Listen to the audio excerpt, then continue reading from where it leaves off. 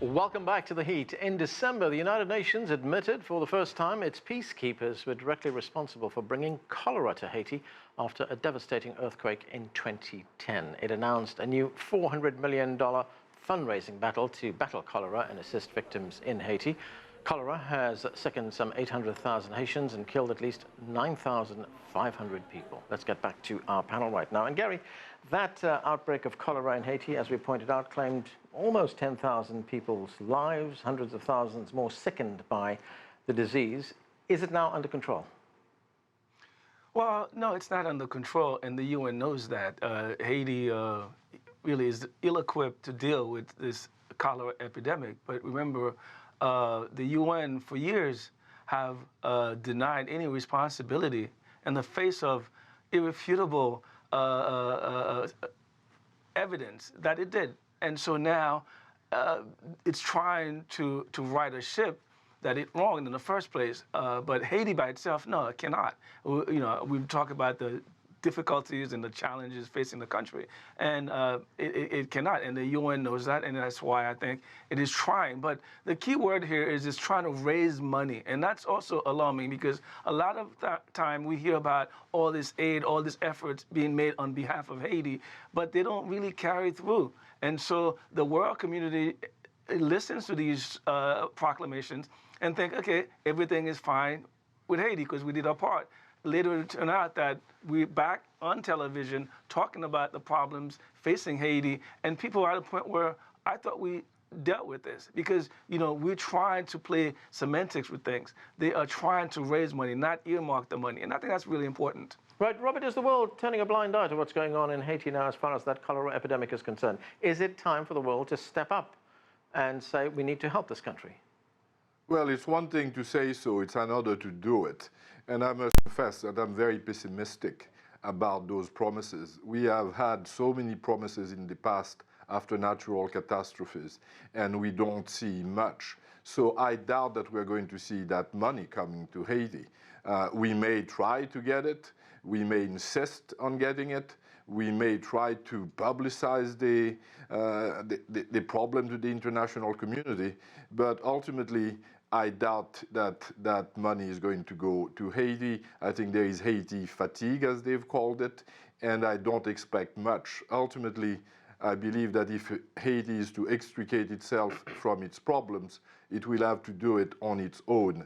And if there is foreign assistance, that's nice, but don't expect too much from that foreign assistance.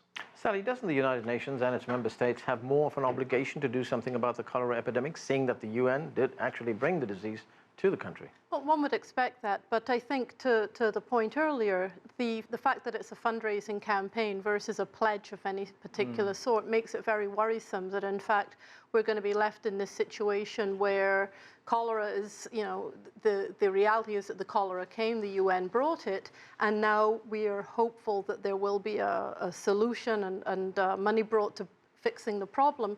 But if it's $100 million, if it's $50,000, we don't know what it's going to be, what it's going to look like, how it's going to be spent. And so I would echo the sentiments of our other guests that this is not something that we can really count on at this point. I'd like to think that there will be some follow-up, but it's a wait and see right now. Right, and Jake, what can you tell us about the relationship between the United States and Haiti? Of course, the United States has a long history of intervention in Haiti, but there's a new president right now sitting in the White House. Will things change? Well, I think it's unlikely to think that anything drastic will change. I mean, if you look back at the history of U.S. involvement in Haiti, it hasn't changed much from Democrat to Republican in terms of the level of our involvement. I think when you look back at the current administration in Haiti and how Jovenel Moise and how his predecessor, Michel Martellys, got there, it's directly tied to the interventions of the United States specifically, as well as other actors in the international community. And that relationship has been built over some time, and they have quite a bit of stake in having that continue on. And so I think to see any drastic shift right away would be not realistic.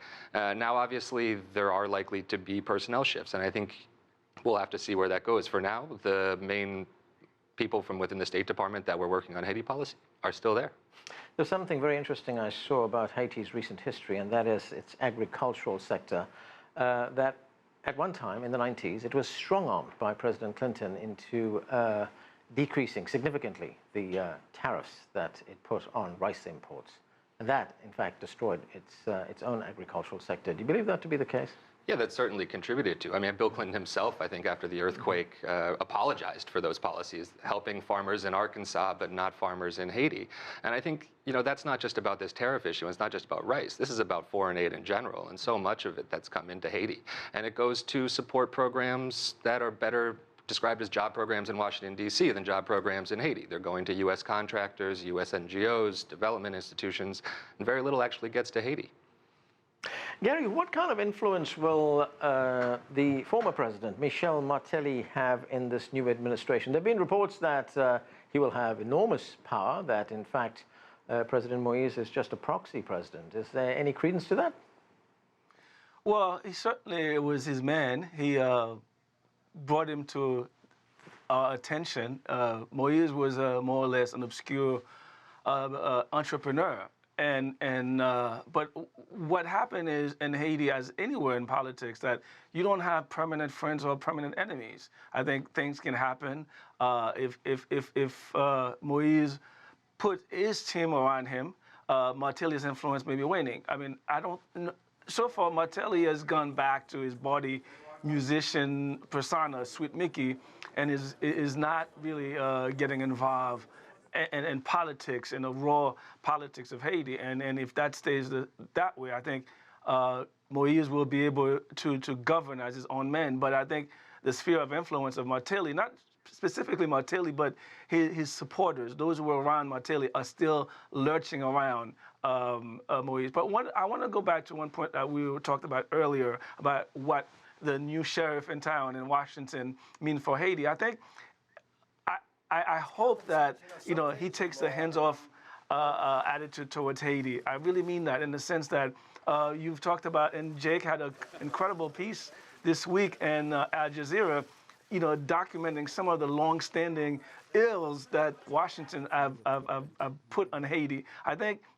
we need to distance ourselves a little bit from the politics of Washington, and this new administration appears to be a moment where we can do that. Look elsewhere. And I would say today I was reading a piece in the New York Times about China's involvement in Africa, where they just built a railroad from Djibouti to Kenya. Now, these are things that Haiti desperately needs, and that they need to really develop a relationship with China and rethink their allegiance to Taiwan. And I don't want to get involved in Taiwan-Chinese politics, but we're talking about Haiti, and Robert mentioned earlier, where can the money come from? Well, the opportunity to develop ties and show that Haiti is a good investment for anyone, be it China or any other nation that's looking to invest in a developing country. All right, Robert, as we pointed out, the new president in Haiti has a majority in parliament. So what are the kinds of benchmarks we should be looking for in the coming weeks, coming months, to see what direction he's going to be taking? Well, the first is obviously the prime minister. What Jovenel Moise will do and whether he is going to get an immediate majority for his choice as prime minister. In the past, nominating a prime minister, if you remember, for instance, with Martelly, was a very complicated business because there was constant opposition on the part of parliament. Now, there are power struggles, obviously, within the majority of Jovenel Moise's party, and one should not discount that parties in Haiti are very weak parties. They're essentially parties of big men, and we have yet to really figure out who are going to be the big men in parliament. Obviously, Yuri Latortue, who is the president of the Senate, is one of them, and that is going to have repercussions on the political choices of Jovenel Moise. But one would expect, nonetheless, that if he picks a prime minister, he's going to get that prime minister. In addition, the government should also, at least initially, have a program that is going to be acceptable to that majority. So initially, I think there is going to be a short honeymoon. The question ultimately is whether that honeymoon can be prolonged, and that will depend on whether the programs are popular not only with the political class, but also with the average Haitian. And that remains obviously one of the interrogations that we shall see unfold in the next few weeks and few months. Sally, one final issue, and I've just got a few seconds left, but I need to get to it, and that is the fight against corruption in Haiti. Guy Philippe, Haitian senator, was arrested, extradited to Miami on drugs charges. What can we read into that? I can't say I know exactly what to read into that. They have been after Guy Philippe for a very long time, and they got him. It happened at the end of the previous administration, the interim administration. But I think from a big picture, corruption has so much impact on a multiple of sectors. I think if you look at the banking sector in particular, globally, the banking sector is having challenges. In Haiti, it is particularly challenged because of the fact that we have a weak institution that is not able to necessarily guarantee that corruption and transparency are not allowing money laundering and the movement of funds in ways that can be traced. And if the banking sector doesn't get some attention, things are going to collapse in terms of remittances, in terms of the ability to finance trade. I mean, we can talk about everything that's going on in Haiti, but the reality for the president, the new president, is that in every direction that he turns, there is a challenge that needs to be addressed, and it has serious implications for the ability of the country to move forward in any way.